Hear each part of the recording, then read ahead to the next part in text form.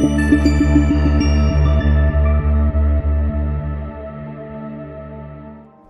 are listening to Veterans Action Report on KGRA Digital Broadcasting. I'm your host, Nick, coming to you live from St. Paul, Minnesota. And I'm Andrew Canales, coming to you live from Evergreen, Colorado. Every day, veterans are struggling with many issues spanning from homelessness to mental health crisis, often leading to 22 veterans a day taking their own lives. There are veterans all around the U.S. leading the fight to help guide our brothers and sisters to a better life.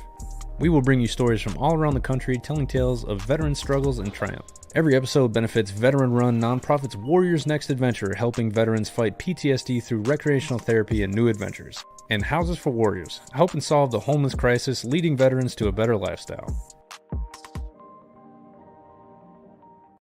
Good afternoon and welcome to Veterans Action Report on KGRA Digital Broadcasting. Thanks again to KGRA Digital Broadcasting for giving us this time slot. We are a public service show, and this is free. If you want to listen on KGRA, you can listen for free, which is awesome. You can also listen on YouTube and Facebook, and eventually I'll get to uploading everything so you can listen on Spotify, iHeartRadio, and any other podcast thing. So as all of you know, I am the founder of Warriors Next Adventure. We help veterans with PTSD and suicide prevention, and we utilize this show to help us kind of get the word out. We help vets in many different facets. We have a bunch of different programs, such as the Minnesota Wolf Dogs, where you get veterans to play with wolves. We have the street stock, the dirt track race cars. We have 5 race cars, which is awesome. So veterans not only get to work on the car, learn how to work on the car, learn how to build engines, but they also get to race as well, which is awesome. There's no warm-ups though, so you just got to get out there and do it. So don't crash my car. And then on top of that, we have the jiu-jitsu program. We get veterans involved in jiu-jitsu. We also have the mountain climbing division, where every year we go climb one mountain. So next year we're actually climbing Mount Rainier with Veterans Action Group. So Veterans Adventure Group. Man, I'm sorry, guys. So these guys are awesome. They've every year they do at least one mountain climb to Mount Rainier, which is amazing. I had a veteran reach out to me and said that, it's been his life dream to climb Mount Rainier. So I said, well, let me make a phone call. I called him back 2 days later, said, hey, we're climbing Mount Rainier next year. So we're having 3 people go with us. So it's myself and 2 other veterans. We have slot for 1 more veteran. What we're going to do in February, we're actually going to do the fundraising lottery. So the first person to raise $500 or more, which is not that much, right? Start a Facebook fundraiser, start a GoFundMe, something along those lines. And the first person to raise $500 gets an all expenses paid trip to Washington to climb Mount Rainier. Now, we're also climbing mountains in Colorado next year. So what we're going to do is from there, we're going to have the first 5 people who raise $500 for that get to go climb in Colorado. So if you are the first to raise $500 and you do not want to climb Rainier, but you want to climb in Colorado, that slot is yours. The next person to raise $500 will actually get that slot to climb Rainier. So, which is pretty awesome. The other organization this radio show benefits is Houses for Warriors. Houses for Warriors is a nonprofit over in Colorado helping the veteran homelessness population. They have what's called the Warrior House, which is a house that they rent out. And they have, I believe, 6 to 8 beds inside that house that they can get veterans off the streets, which is absolutely amazing. HUD-VASH unfortunately denied them, so they went out and raised the money themselves. They raised $60,000 in one night, and that covers a whole year's worth of rent. So the cool thing is, on top of that, they put them through a program to essentially get them to graduate, to get out of this program and get into their own apartment. Kind of get off on their own. So this program is not only getting veterans off the streets, but it's also teaching them how to get off on their own, which is awesome. So today, I just want to let you guys know we have there's Chris. So Chris is the guy that pushed me about Mount Rainier. So get working out, bro. Start doing stair steppers. So today I have on one of the other teams that is rowing across the Atlantic Ocean with us. So Fight or Die, which is the shirt that I'm wearing. We have 4 Air Force veterans rowing from Spain to Antigua, and we'll be the first all Air Force team for the United States rowing across the ocean, which is awesome. And Team Emotive is a group of couple vets and a couple non-vets, but they're very supportive of the veteran community. And I wanted to have them on to kind of just talk about some of the struggles that veterans are having in other countries as well, because I know it's not just the United States. So let's bring these guys on and we'll get a little bit more in depth. What is going on, guys? How are you? Evening, Nick. Hi. So, Jason, since you're the skipper, I'm going to have you start off. Why are you rowing a boat across the ocean? I think it's very similar. What you guys are doing over there is once veterans become veterans and leave the military, it almost becomes like you've passed your use by date. And over here, it's no different to you. Is that the actual military support for veterans is almost non-existent. It's a lot of self-help and various other bits and pieces. So we're rowing across the ocean for two reasons. One is to raise money for Veterans at Ease, which is a charity that we're two of us are beneficiaries of. Gareth, unfortunately, can't with us tonight, was the CEO of, and Phil is a great supporter of. So we're raising funds for them. And then more importantly, we are rowing across the ocean to prove that you can come from this really dark place of very poor mental health and come through it and prove that there's life after poor mental health and potential addiction and suicidal thoughts, etc., and do something that's quite incredible with yourself and your brain and your body. So yeah, so we're doing it to prove that. Also, we're doing it to prove that smaller charities like yourself as a non-profit can really make a difference with the money that they get. I do this like in the States, but every now and then, Gareth, the CEO, got the idea when he was sat at home and he was almost mugged in his living room by a charity saying, if you give X amount of money, this girl will never have to walk 5 miles every day each way to get water. And it's an advert that's been running in the UK for 30, 40 years. And this young girl, in one guy's or another, is still walking to get water every day. And Gareth thought, well, actually, I've got a charity that's making a difference and we've not been around that long. So why don't I take some beneficiaries and prove that charities can really, really make a difference? And that's where the idea came from. Well, think about it like this. Like, you guys, football for you guys is obviously different than football for us, right? But we're all watching football, right? We all have a team that we're a part of. How many of you guys have been to a soccer game and when a goal is scored, you guys just start jumping up and down and screaming and yelling, right? As an experience that all you guys have likely had, right? Or whatever cricket or I don't know, all you weird British people play. But think about it like this. That's your team, right? When that team scores, you guys win, right? So what we're doing, obviously you guys are doing as well. Like we are that team for these veterans, right? We are your team. And so now they have somebody to cheer for. It's like we're like them, one of us, right? And so now you guys get to essentially be that motivation for other veterans, which is absolutely beautiful. I love what you guys are doing. Chris, tell us a little bit about yourself. Well, I spent 13 years in the army, and I struggled really poorly with my mental health when I left, and I left in 2016, and when I struggled, I went to see my normal doctor, and then I got put in the system of the NHS. But don't get us wrong, the NHS is great when it comes to physical problems, but you get put on waiting list after waiting list after waiting list for things that are not visible. And within a week, I was sat in front of Gareth as my therapist after getting in touch, after being on a waiting list for 3 to 6 months for the NHS. So through Veterans at Ease, or was it a different program? Yeah, through Veterans Ease. I got in touch with them on the Monday, and on the following Thursday, I was sat in front of Gareth at Veterans at Ease having my first therapy session. So it's actually effective. 100%. 100%. I love that, man. I love that. So what has that organization done for you? It's given my life back. It's given me a meaning. Because at my low point, I felt nothing. I didn't have nothing to live for. Even though I had family, I felt like I was just obsolete. There was nothing there. And Gareth and Veterans at Ease have given me the new lease of life sort of thing, and they've given me a reason to be here again. That's amazing. And I love it. And I want that feeling to go to other people that potentially may be in the same boat or a similar boat as me, not physically, but in a similar boat as me, to get the reinvigoration again. Yeah. Well, what you guys are doing too is it's not only like, yeah, we're doing crazy cool stuff, right? Like when people always tell me, well, you're doing all these things, what does it do, right?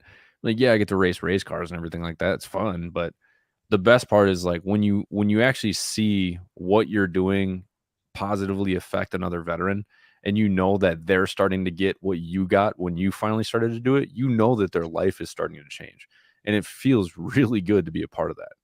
Yeah. So, and then on top of that, with you guys on here talking about your mental health, it's man, what was that hashtag you guys used earlier? What are your hashtags that you guys been throwing out there? I saw one and I was just like, It's oh not, my God, I love that. it's It's not not weak. weak to speak. Yes, it's not weak to speak. I love that. That's seriously one of the best hashtags I've seen when it comes to like the mental health aspect. I love who came up with that. Jason. That's amazing. So, Phil, tell us a little bit about yourself. We're going to dig into some more of the mental health aspects of what we're doing. Yeah, I'm sort of the fourth man, if you like. When someone couldn't make it, they managed to get me to come on board. So I spent my sort of working career actually as a supplier to the armed forces, so making parts for armored fighting vehicles, track and turrets for tanks, and counter mine and counter ID products, such as mine rollers. I think you call them Spark out there. Mm. So I've been in the defence business a long time, and I met Gareth, who was helping me when I first rode the Atlantic back in 2018-19, and he helped me raise some money, and we kept in contact. And when someone couldn't make it on this trip, he asked me, and it sort of was about the same time that I was meant to be rowing the Arctic Northwest Passage, and that was deferred due to ice Sure. and COVID issues. So Did you tell them no, or did you jump right on and say yes? I was trying to say no for a long time, but there was a weird sort of story where Gareth was telling his backstory to an audience, and he mentioned that his mental health issues came from going to Bosnia with the United Nations and his reconnaissance vehicles sliding off the road. No, they were tracked vehicles. And I realized actually that I was the manufacturer of those tracked vehicles. I ran the company which supplied the product, which maybe in some way led to the issues he had. So, whilst we didn't design them, we were certainly responsible for making them. So there's some sort of like link there. And I realized, he's asking me. And really, us manufacturers, we also support the military, not just when they're in service, but when they come out. As Jason said, people just come out and there isn't that support mechanism in place. And to be honest with you, lots of manufacturers don't realize that. We're too busy out there making our products, making our profits, rather than thinking about what happens when people leave the service. So I think I've made a good call. My wife doesn't think so. The other day I told my daughter, I was like, hey, what do you think about me rowing across the ocean? She just goes, I don't know. And she just walked away. I'm like, dude, give me something. Come on. This kid sees me climbing mountains and like racing and doing all this crazy stuff. So she just like, I could tell her I cured cancer. She go, okay. I guess she was just winking. She's like, that's just dad doing dad things. But like my, luckily my girlfriend's pretty supportive of this. And then my row partners, their wives are extremely supportive. So it's like, it's really nice when you actually have somebody who supports your crazy side, But the beautiful part is you think about it like this, like, our ancestors, no matter where you came from, our ancestors were all explorers, right? Why do you think that they continue to explore, right? That wanderlust, we all have that inside of us, right? But nobody feeds it anymore. And so it's like, this is like the ultimate wanderlust. We're going in the middle of the ocean. Well, Phil, but like we're going in the middle of the ocean. I think one of the things that I'm most excited for is just the silence from everything. What about you guys? What's the most important thing? Like, just to pick on your explore a bit there, and I've worked it out that in week 2/3 of the race, when all the boats are spread out with that 600 mile between first and last, if there's no other ships in that area within that circle of ocean rowing boats, the only other person that will be near us, it's not involved in the race, ocean rowers or support yacht, the support yacht would be the man in the International Space Station when they fly over. Yeah, that's the crazy thing. Many places on the planet that you can explore that these days, and who would want the queue to go to the top of Everest? I know. Like, how nuts is that? This is the fact that like the closest human beings to us are in space. That's insane. You can actually see it because the sky is so clear and you can see all the stars, everything. You can actually see the International Space Station. That's amazing. How weird it is. I would told the guys like, hey, we should bring a telescope. Like, we're not packing a telescope just so you can look at it. I was like, come on, like, no, space, Nick, space. How is your guys' training going? What are you guys doing for training? So we're doing a lot of strength and conditioning individually. We're spread out. We're obviously not spread out as much as you guys in the States are, but busy lives, and obviously you've still got to keep the family points in for later on in the year when you disappear. So we're doing a lot of individual training. We've got our next, I think, in just under a month, we're back on the sea for 3 weeks. Okay. We've done one. Are you staying out for all 3 weeks, or? No. We the support over here has been absolutely wonderful. So there's a couple of marinas local to us that give us the use of the marinas for nothing. Oh, nice. So use the slipway, overnight berthing, and storage of the vehicle, storage of the trailer, etc. So our plan is to get the rest of our 120 hours boxed off in that period. We've done one 30-hour row, which is quite cool. The ironic bit is, and I'll tell you now before the rest of the lads take the mickey out of me, the only sailor on the boat was the only person to get seasick. That's hilarious. So, but, you did power on like a trooper, though, mind. Yeah, I am the skipper. I do have to lead by example. I think one of the things that's certainly gone through my therapy did, and I think me getting seasick and what I did on that is when I was going through my addiction and poor mental health, Jason would always default to the path of least resistance. No matter what I was doing, it was a path of least resistance and potentially most gain for me. I've learned now that the path of least resistance isn't always the best way for a different type of gain. Sure. On that day, the old Jason would have gone, yeah, I'm seasick. No, I'm not getting up. I'm not going to bother. Yeah. It's like, I'm done. Yeah, the new Jason was very much, well, I'm not a passenger on this boat. If I don't row, somebody else has to pick up the slack. Exactly. So it was a case of taking a bucket, swill it out a mouthful of water, start rowing again. But it just that just demonstrates how far that I've come, and I know Chris is very similar to me because part of this building up to the row is we always talk about how we are, how we're feeling, how we have felt. Good. And it's something we don't tend to do day-to-day life unless you've actually been to that rock bottom place. Yeah. I think Phil was maybe a bit taken aback that the amount of man hugs Phil gets off us is pretty phenomenal. Because all we do is hug. Well, the thing is too is when you start talking about mental health more often, it makes so many people uncomfortable. I love making people uncomfortable, like especially with like you guys. I'm sure you guys know some of my story, but like when I attempted suicide in 2015, I decided that I needed to figure out everything that was wrong with me. And one of the main things I realized is like I suppress everything, right?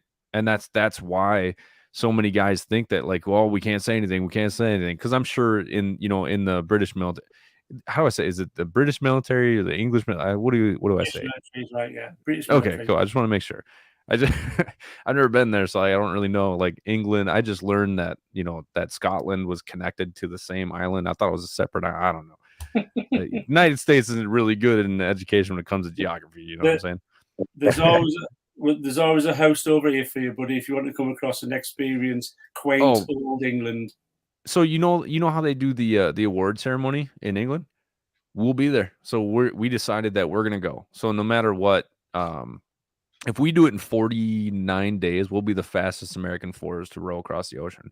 We'll already be the first all Air Force team, and I actually recently found out I'll be the first testicular cancer survivor to row across the ocean, which is kind of I didn't really want that, but I mean I'll take it, I guess. Definitely. But isn't that just another string to your bow and another facet of what you are? And on top of that, and it's like weight reduction too. Yeah, but it's almost another group of people that you've now got a chance to be an inspiration to. Yeah, and I didn't think. I didn't think about that until maybe like 2-3 months after my surgery. Like as Jason, I talked to you about it, but I was, they had a lump in my lung that they ended up finding, so I thought I had lung cancer too. and it kept getting bigger and bigger, and it got up to like 6 millimeters. And they said once it gets to like 10, they're gonna cut it out, biopsy, and I'd have to go through radiation and chemo. And I'm like, I got to row across the ocean. Like, I don't have time for this. Can you guys just cut it out now? Let's get this going. Like, it doesn't work like that, Nick. Right? And then somebody posted something along the lines that there was a guy who had testicular cancer, and he was telling me how he just like he can't find his manhood and all this. I'm like, I don't feel like that at all. Like, I'm climbing mountains and still doing crazy stuff. Like, how do I motivate these guys now? So it's like, all right, well, it's just one more fight I need to fight, and I'm totally cool with that. So I think I've sent like 7 emails to Lance Armstrong, so I'm trying to get on his podcast so I can actually utilize that, because he did a couple things with one nut, so I figured I can kind of relate to him.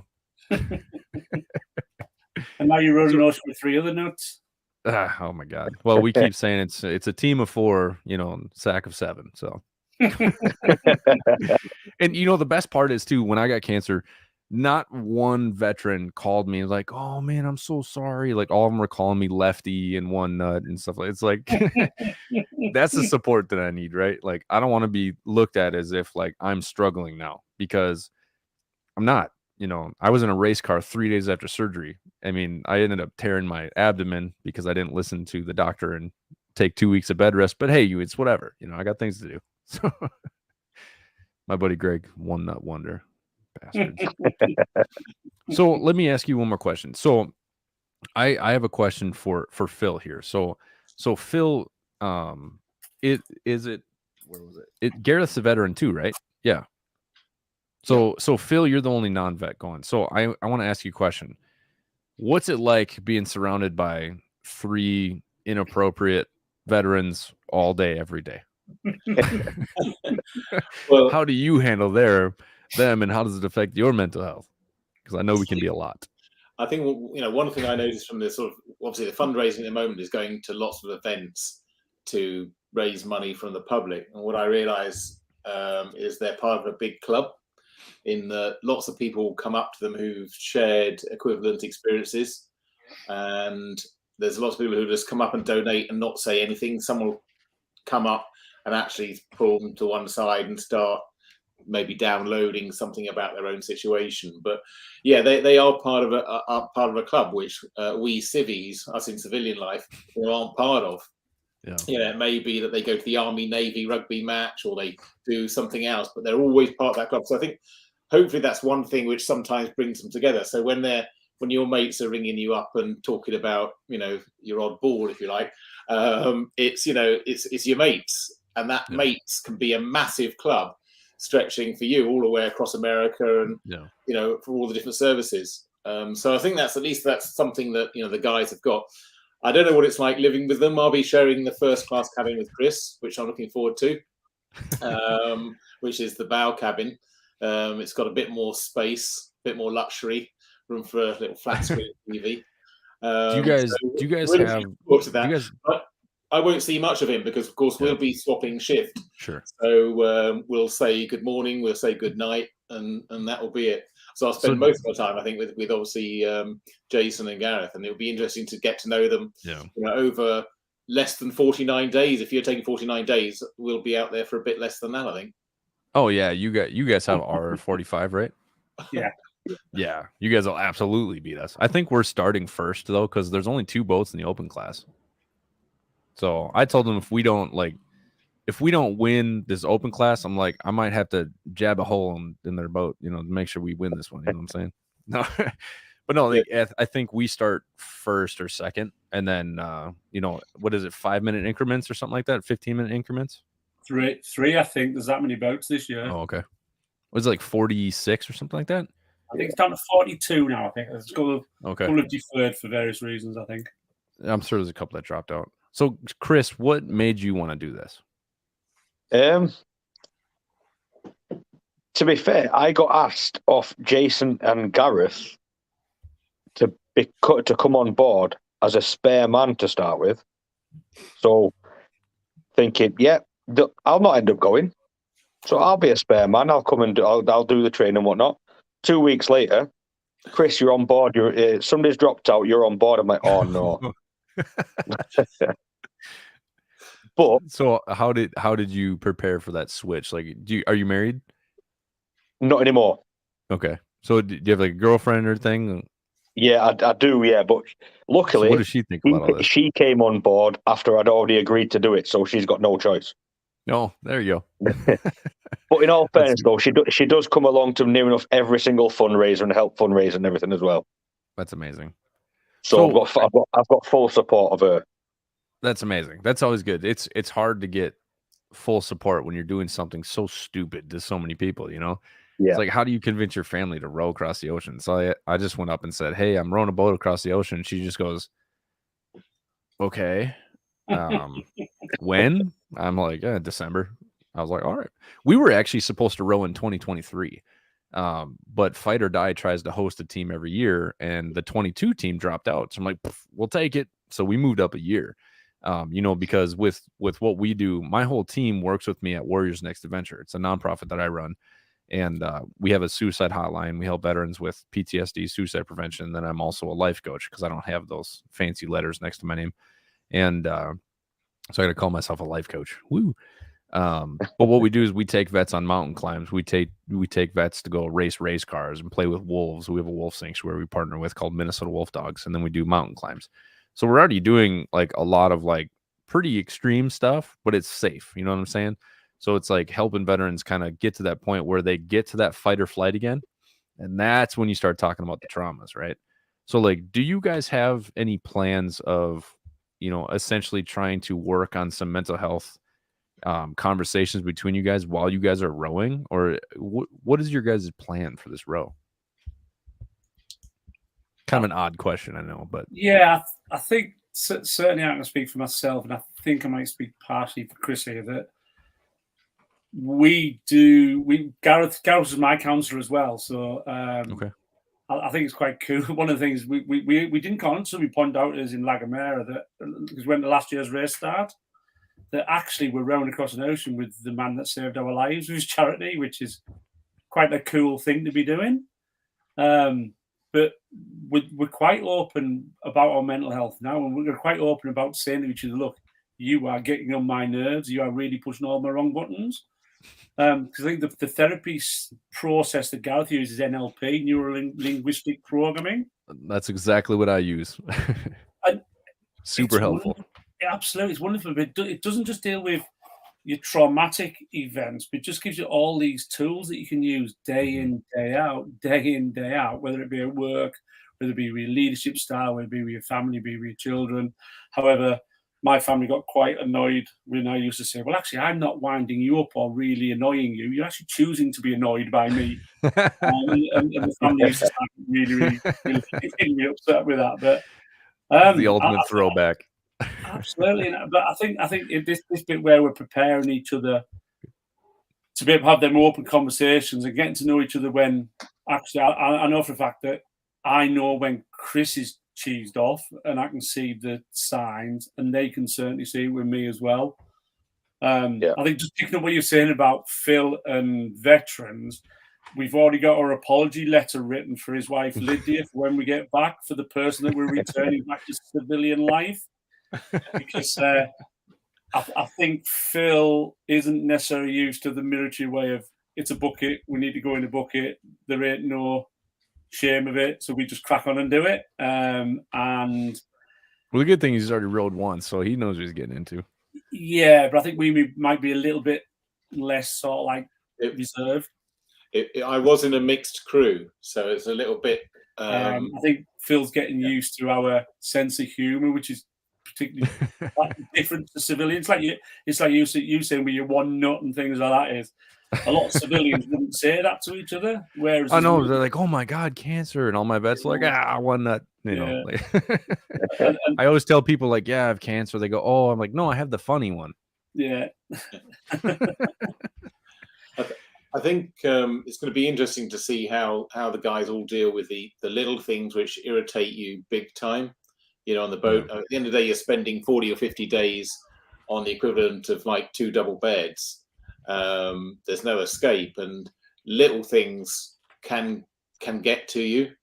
And it's going to be interesting to see how everybody deals with that and make sure they're not built into big things. the one thing we sort of made sure that we tried to do, which was compromise. Realize that there's no point getting upset, getting annoyed, getting angry. You can't walk away, and you want to leave the boat having enjoyed the experience. So if things did go wrong, there was this case of, okay, suck it up for a bit, and then just say, look, you've got to compromise, mentally compromise. They're not quite, that person isn't quite like I am. Let's get on, let's move on. Let's not dwell on the problem. Let's not scratch the itch, if you like. So it'll be interesting to see how these guys, cope with that. Most likely with their training, they'll cope better than me, and I'll be the one who needs the counseling. I think it'll probably turn into like just massive, shit talking between each other, but this is like, oh, it's just every day. Yeah. Like our team gets along so well. Like the three of us were deployed in Iraq together all four of us were deployed to Iraq together in 2008. Three of us were stationed together for, Will was only with us for 2 years.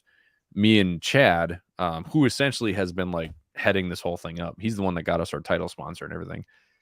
Chad and I were together for 6 years, deployed 4 times together. And then Tommy's like a great friend of mine. And then once I started Warriors Next Adventure, these guys have talked about it, so I don't mind saying this, but like Chad reached out to me and he's like, man, I'm not doing well. I'm like, well, dude, check out this nonprofit I'm getting ready to start. And he's like, dude, you don't know what you're doing, and then Chad climbed a mountain with me. And then shortly after, Tommy, who actually just commented here, so he can't wait to meet you guys in Lagomera. Tommy's one of my row partners. But Tommy reached out to me and he's like, man, I just like, we need to do something. Like, hey, we're climbing a mountain in Colorado. Can you help me plan this? And I've shared this before, but like when he reached out to me and essentially said like, dude, you gave me hope. You gave something to look forward to, right? That's what that's what I love, right? I like providing opportunities for people to essentially find themselves again. And then him and I rode the entire St. Croix River. It's only 155 miles, but still we did in 5 days. It's like 30 some miles a day. But ironically, the funny thing is I did a podcast with Bryant from Fight or Die, who was the founder. And I did the podcast as me and Will were planning the 155-mile canoe row. He called me shortly after. He's like, dude, we're worried about 155 miles and they did 3,000. Like, he's like, we need to do more. I'm like, let's do the St. Croix first. We'll go from there. And then 3 weeks later, we had a team for Fight or Die. It's like, why? I said no like 3 times. Like, it took Chad convincing to get me to go do this thing. I'm like, this is stupid. I still think it's stupid. I'm still doing it though. Go ahead, Jason. Is it just picking up something you just said there that he said to you, dude, you don't know what you're doing when you're talking about you're setting up your non-profit? Oh yeah, there's a lot of people like they're like, you have no idea what you're doing. I'm like, yeah, I've never started a business, but screw it. But you've got the experience of being in that hall and why you're doing it, and then the inspirational bit. So people say to us, honestly, you don't know what you do with your own ocean. I said, well, no. First person that went on the moon didn't know what he was doing. The first person went on Everest didn't know what they were doing. Exactly. But what I have got is hope, and I've got this want to prove to people that you come from an addiction and poor mental health, and allow people to pick up, even just pick up 1 or 2 things. And when Phil was saying about people downloading to us and things like that, is we've already had people go through therapy with Veterans at Ease because they've met us in a field with a boat. Mm-hmm. Yeah, so it ain't about an ocean, is it? It's about helping this big family that we're in, and it's the same family that you're in as them. We are just we are the overseas cousins of your family over there. Yeah, I mean that's pretty much what it is. Like we're all serving the same purpose, And then I started Invoke Change, which is another organization that I run, because so many civilians were saying like, you need to get paid for what you do, because everything I do is I don't charge anybody. I don't make money. I'm a disabled vet, and like here we have the healthcare system where like I'm 80% disabled through the VA, so I get enough to survive, so I can run my nonprofit full time. Like I live in like a 700 square foot house, like I don't know over there, but over here it's a tiny house. But it's all I need, like it allows me to do my passion, and that's help other people find passion. Like it's the best thing in the world, And it's even these people that you don't necessarily engage with. Is there'll be people watching this, there'll be people reading our posts that we will never ever meet, Mm-hmm. but they might get some hope and go, well, actually, if those guys can do it, if that guy can still smile when he's only got one ball, yeah, and that guy can still smile after a suicide attempt in 2015, and Jason can still smile after 10 years sobriety, and Chris can still smile after what he's been through when he left, and Phil can still smile after getting off the boat with 3 veterans. There's hope for anybody, isn't there? You know what I mean? It really is. And at any one time, I've got people that contact me, just say, it normally starts off with, I'm asking for a friend. Normally, after a couple of minutes conversation. Not me. I'm perfect, but my friend. Yeah, but normally after a couple of minutes conversation, the third person then disappears. Yeah. It's very apparent they are talking about themselves. It becomes very apparent straight away, normally, that they're talking about themselves. And I was at the event. We did an air show a couple of weeks ago, and this guy came up to me, and it was a guy that reached out. And I met him a few years ago, and I was into photography quite heavily, and I took some photographs of this guy at an arts festival. And we've become sort of like online friends, not seeing each other, but just talk to each other every now and again on Facebook and things like that. And he reached out to me last November, and he said, Jason, I'm at a position now. Well, I can't speak for every recovering alcoholic, but I can certainly share my experiences with you and things like that. Yeah. And he checked in, and at the air show, he came up to me looking fresh as a daisy, looking really well. And he put his arm around me. He says, I've not had a drink now since November. That's beautiful, man. Because I offered an ear. And I think that bit where you said earlier, if this peer-to-peer or experience-to-experience support speaks more volumes than any person that just gets a college education or university education to become a counsellor or an addiction worker or whatever that looks like. Yeah. And certainly when the experience with Veterans at Ease is with it all being peer-to-peer. So Gareth, talk a little bit about right. So sorry, talk a little bit about Veterans at Ease. Yeah, so Veterans at Ease came about, as Phil said earlier. Gareth got poorly about 10 years after he left the military, which was about 14 years after he'd been in Bosnia. And he had issues with cold and various other bits and pieces.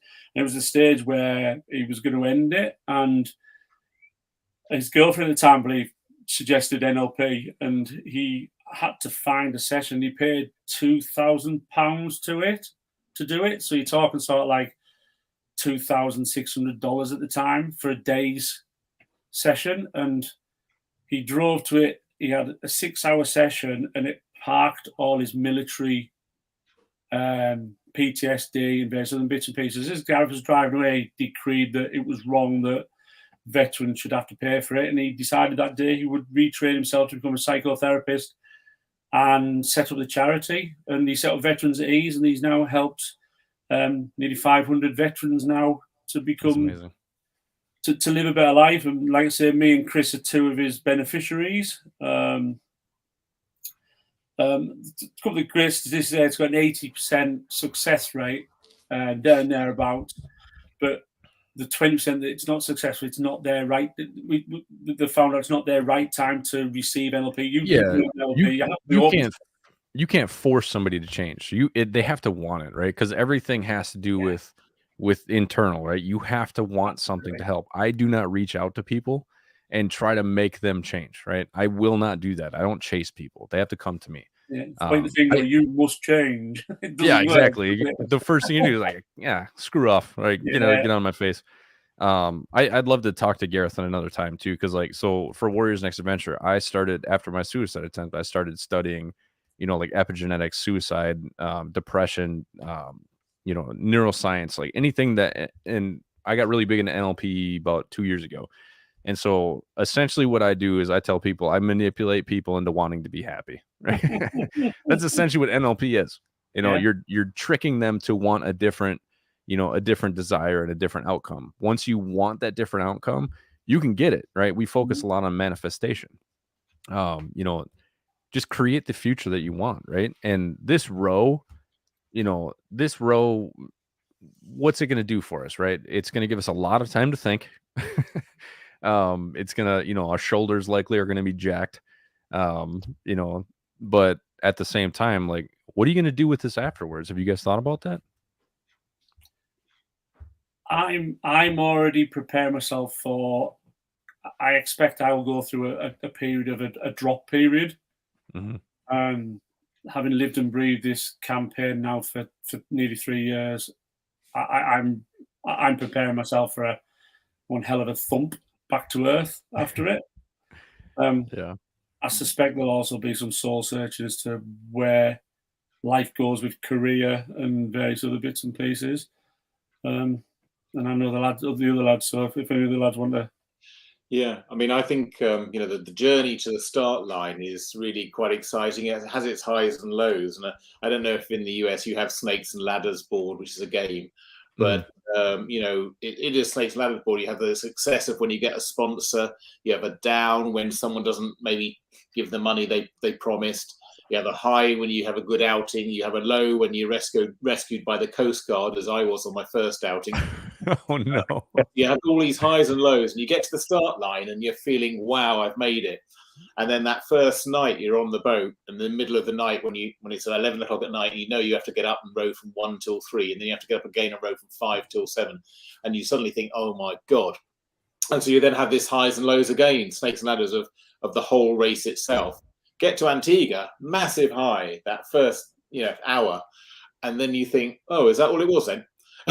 So, and for you, that's a danger that can happen. And what you've got to realize, I think, is that everybody else out there won't see it the same way you do.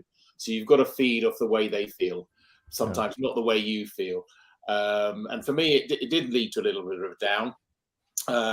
And when you finished, do it again, and now here I am doing it again because I'm wanting that upper again, if you like. So there is a danger there.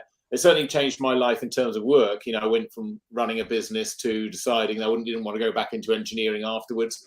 And I'm now just starting up another business now. So yeah, it's a roller coaster ride. It's a way to describe it. I think, Jason's right. You've got to prepare yourself for, having that high, but also thinking, okay, it's, there is life afterwards, and you've got to think about how you're going to deal with that. Yeah. What about you, Chris? What are you thinking? To be fair, I'm not too sure. I'm in two minds whether I don't know what I'll do after is in, will I want to find something to try and better this, which to be fair, I don't think anything will be at the minute. or will I just want to think of and relax sort of thing. But I'm still I don't know how I'll take it, to be honest. Sure. Yeah, and there's nothing wrong if you choose to just kind of take it easy, There's nothing wrong with that. I tell a lot of folks, like, I understand that I'm slightly crazy. I have to do things, right? And my problem was when I went to that point where I was extremely suicidal, I wasn't doing anything. I was just like trying to hide from the world and seclude, right? And that's, I call it idle hand syndrome. When you're sitting there, next thing you know, you're just like, God, I should just kill myself and make it a lot easier, right? And the messed up part is, like, I still have some of those thoughts, which is, it's unfortunate, but it's something that I'm kind of realizing that I'm probably just going to live with that the rest of my life, right? But then you just look at that, you tell, like, no, I got shit to do, right? And so I fill my schedule up just so I know that I have something to look forward to, right? There's a book called Man's Search for Meaning by Dr. Viktor Frankl. It's an absolutely amazing book. He was a World War II survivor. He was in the Holocaust. He was actually in Auschwitz. He's a psychotherapist, and he created what's called logotherapy. Logotherapy is essentially giving people hope, right? The people who died in Auschwitz, who obviously weren't murdered, they died from like starvation or like hunger, is because they essentially lost hope, right? They lost their purpose. I always have hope and purpose because I always have something to look forward to, because it's what's the next event. For me, it's a lot of the issue is, like when you were saying, when you finish, you have that lull, that drop, right? A lot of people don't realize that it's a dopamine issue, right? A lot of people think you're going to get that dopamine release when you finish, right? But it's actually happening the whole time you're doing it. And so it a lot of that has to do with mindset. And you really start looking like, we're doing amazing things. We're doing amazing things. We're doing amazing things. Then afterwards, man, we did amazing things. What are we going to do next? And to avoid that drop, I go straight to what am I planning next? Drives my family nuts because it's kind of hard for me to relax. But my relax time is usually at the gym, training jiu-jitsu, strangling people. So it's called aggressive cuddling. No idea. Do any of you guys train? Say Do again? any of you guys train jiu-jitsu? No, we're all lovers, not fighters. Yeah. Hey, jiu-jitsu is called the gentle sport, I mean, I've only broke my neck and all my fingers and, a couple other things, but hey, it's gentle. Yeah, you might get on quite well. There's an ex-Royal Marine that's rowing this year as well, called the Atlantic Grappler. Oh, cool. And he's, I think he's quite high up in GB Jiu-Jitsu. Okay. It'll be quite cool for you to reach out to him. Yeah. So the reason why I asked, there's an organization that's actually in the UK called Reorg. Have you ever heard of them? Yes, I'm not sure what they do. Reorg is essentially getting, there's a nonprofit here in Minnesota, in the United States, that I work for called We Defy Foundation.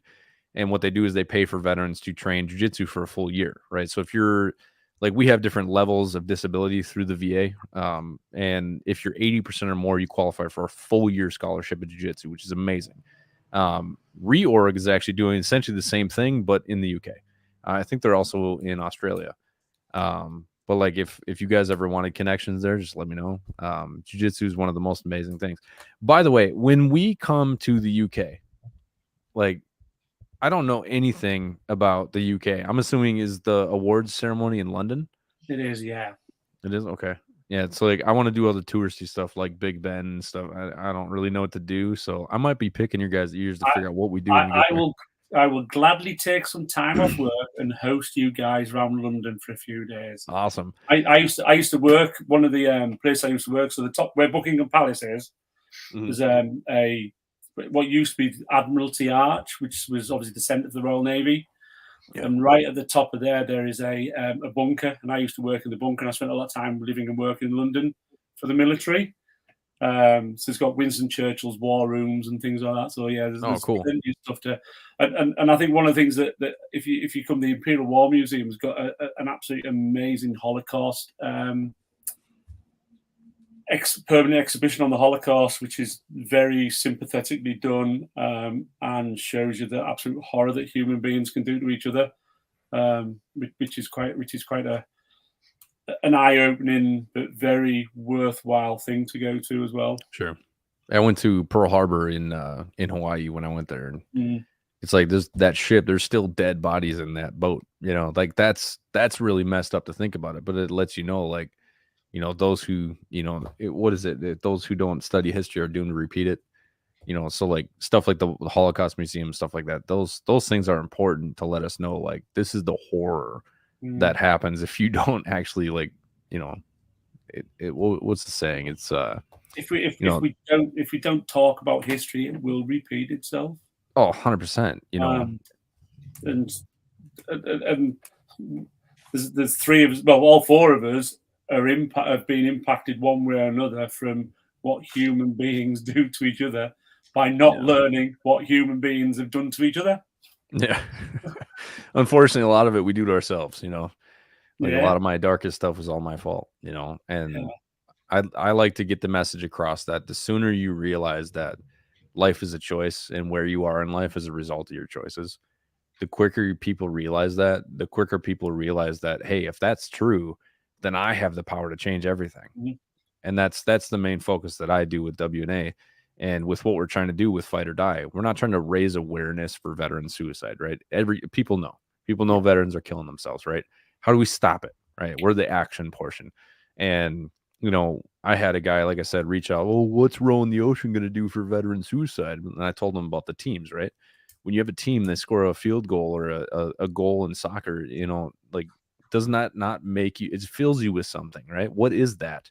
So that's essentially what we're trying to emulate, and we're doing it for the veteran community. It makes me really happy to see that other countries are doing it too. We served with a lot of the Brits, a lot of the Australians, and we always had good times. We actually had a bunch of British guys it was the British Army and a bunch of other groups down in southern Iraq in 2008. And we actually taught them how to make MRE bombs. You know what those are? Yeah. You take the heat packs and you put water in it, but you screw it in like a Gatorade bottle and you throw it and it blows up. It's a lot of fun. It's not good when they start teaching kids to do it though. I was like, come on, guys, you make us look bad. Hey guys, we only have a few more minutes here. I want each of you to kind of just go off for a minute and just kind of, tell everybody why you're doing this, how they can follow you. Go ahead, start with Jason. Phil was going to say something, Phil? Oh, sorry, Phil. Go ahead. You've obviously talked about some things to come and see. Sadly, you'll miss the cricket season when you come across the UK because that's not in the winter. And I'm sure you'd love to have spent 5 days watching cricket, from 11 in the morning till 7 in the afternoon. But there are other things to see rather than just war stuff. So I'm sure Jason will take you around some really interesting places and have a great experience across here. Yeah, that'd be fun. So how can everybody follow you guys, and how can anybody, are you guys still raising funds right now? Yeah, so we've raised about £110,000. So you're talking maybe $150,000. Wow.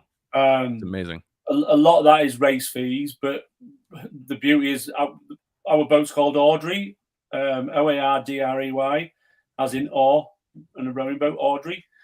And we've got a buyer for her. They've paid a deposit, but the boat's owned by the charity. Okay.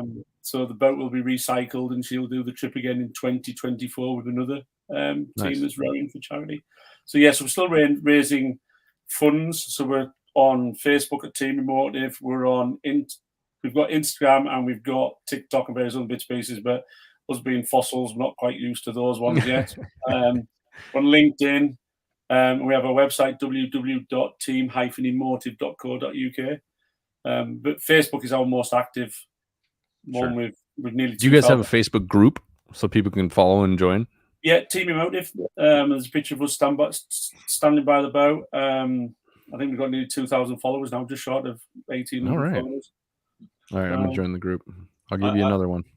I would say to anybody out there who's manufacturer of products, whether it's for American Air Force or for the British Army or even the Navy, Jason, any manufacturers, you supported the armed forces, when they're in service, you've made some profits out of it. It'd be great if you actually put those profits back into those people who served and who are veterans and who are going through challenging times. So get your hand in your pocket. And get it out there and give some money to these two good causes. I love that. What about you, Chris? I think most of it's all being covered apart from one thing. It's not weak to speak. I love it. That's literally the best hashtag. I love it. I'm not going to steal it, but I love it. you can use it because the more people that use the hashtag, it's not weak to speak. It's simple enough. And it isn't a weakness. Often people think it is, but it's, again, you talked about choices earlier. Yeah. You choose that it's not weak to speak and put your hand up and go, I need help. That's the moment you need your help, and you'll get it from wherever you look for it. Well, hey, guys, I got to drop you off and do my closing. Don't go anywhere. I'll talk to you in a minute, okay? Yeah, cool. Bye. Wow. All right, guys, go check them out. Team Emotive, and then you can go check them out on Facebook, and then also check out Veterans at Ease. It's a British, essentially the same thing that we're doing with Warrior's Next Adventure. He actually has some education, though. I don't. But yeah, so go check out what they're doing. We're all going to be meeting up in La Gomera, Spain, like the first week of December. So I'm excited to meet these guys. Excited to meet a bunch of other people, too. As you all know, Warriors Next Adventure is one of the main nonprofits that benefits from the show. Go check out warriorsnextadventure.com and also go check out housesforwarriors.org, helping veterans with homelessness issues over in Colorado. Thanks again to KGRA Digital Broadcasting, and I will see you guys next week. Perfect.